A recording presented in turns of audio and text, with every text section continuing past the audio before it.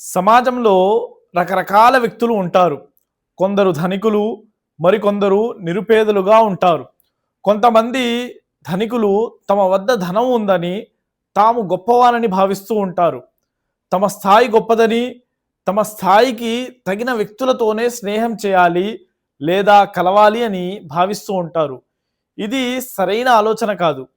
ఒకసారి మహాప్రవక్త ముహమ్మద్ సల్లల్లాహు అలైహి వసల్లం హజరత్ ఆయిషా రజల్లాహు తాలా అన్హాతో తెలియజేస్తారు, యా ఆయిషా అహిబ్బిల్ మసాకీన వ ఖర్రీబీహుం ఫ ఇన్నల్లాహ యుఖర్రిబుక యౌమల్ ఖియామా.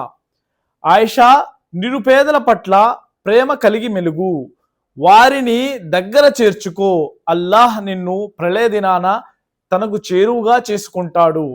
అంటే ఇహలోకంలో నిరుపేదలతో ప్రేమగా ఉంటే దాని ప్రతిఫలంగా అల్లాహ్ ప్రళయ దినాన తనకు దగ్గరగా ఉంచి కారుణ్యం చూపుతాడు అని. అయితే సోదర సోదరీమణులారా, నిరుపేదలతో మనం స్నేహంగా ప్రేమగా ఉండాలి.